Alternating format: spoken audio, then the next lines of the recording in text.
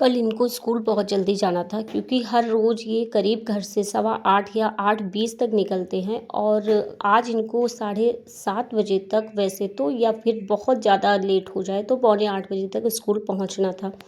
क्योंकि हर महीने में या सारे टीचर के साथ साथ एक दिन ड्यूटी लगती है इनकी, जिस दिन इनको सुबह जाना पड़ता है। तो ये निकल गए, तो मैंने सुबह उठते ही सोचा कि मैं बनाऊँ तो क्या बनाऊँ जो जल्दी बन जाए। और अनिका को स्कूल वैसे तो ये नहीं ले जाने वाले थे, पर मैं ज़बरदस्ती उठा के तैयार कर दिया मैंने।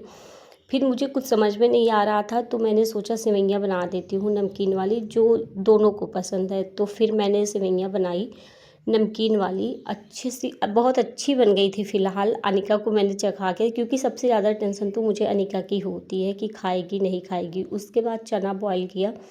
चने बॉयल करने के बाद उसमें जो भी था टमाटर प्याज सब चीज़ें डालकर नींबू निचोड़ कर दे दिया था। इनका तो चल जाए था, अनिका नहीं खाती है ये सब चीज़ें, तो उसके लिए सेवइयाँ केवल दी थी और अनार दिया था। अनार वापस लौटा ले आई थी, बिल्कुल भी नहीं खाया था उसने। अब मैंने सोच लिया कि उसको घर पे ही खिला के भेजूँगी, क्योंकि उसकी आदत बहुत ख़राब है। 1-2 दिन तो खा लिया था उसने, पर अभी ड्रामा कर रही है, अभी नहीं खाती। तो मैंने टिफ़िन पैक किया और उसके बाद इनके लिए मैंने जो है सेवइयाँ, ओट्स और मखाने दूध में उबाल कर उसको दे दिया था। क्योंकि 3 टिफ़िन है, तो मुझे यही रहता है ना कि तीनों में क्या दें, तो कुछ ना कुछ अलग-अलग करके मैंने दे दिया था। एक में सेवइयाँ दी थी और एक में जो है चना दिया था और एक में जो है मैंने ओट्स और मखाने उबाल कर दूध में उसको दे दिया था। उसके बाद अनिका को मैंने दी थी केवल सेवइयाँ और अनार, वही दोनों लेके गई थी। बोल रहे थे मैं कि थोड़ा सा चना भी लेती जाओ, पर वो नहीं खाती। कभी कभी खा लेती है घर पे, खिला दो तो, नहीं तो नहीं खाती। फिर इन लोगों को तैयार किया, हालांकि जो टारगेट मेरा था कि अनिका स्कूल चले जाए, तो चली गई फाइनली। और जाते वक्त चाबी गुम हो गई थी। अब मुझे से मैं यहाँ लाके अनिका का ड्रेस प्रेस करने लगी बाहर, और चाबी वहीं रखी थी, हटा के मैंने ध्यान नहीं दिया और नीचे गिर गई। ऊपर से मैं एक्सेप्ट भी नहीं कर रही थी कि मुझसे खोई है। बाद में जब मिली तो मुझे चिल्लाने लगी कि तुम्हारी आदत है, तुम गलती एक्सेप्ट नहीं करती हो।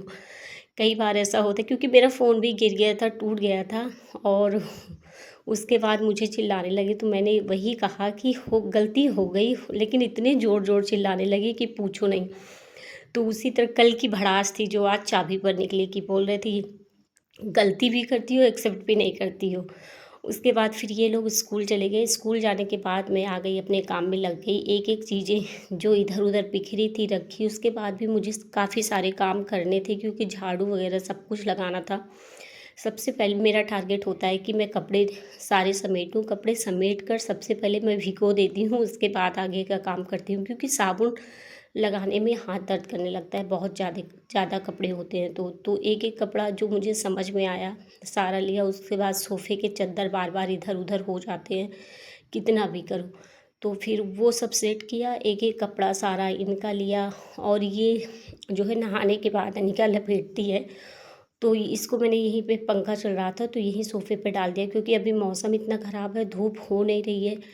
तो उसकी वजह से कपड़े इधर-उधर पंखे में सूखा, हमारे यहाँ सारी रात एक कमरे का पंखा चलता है, उसी में रख देते हैं कि कपड़े सूखते रहते हैं। जो भी मोजा और जो भी चीज़ें अनिका की होती हैं पंखे से ही सूखती हैं, नहीं तो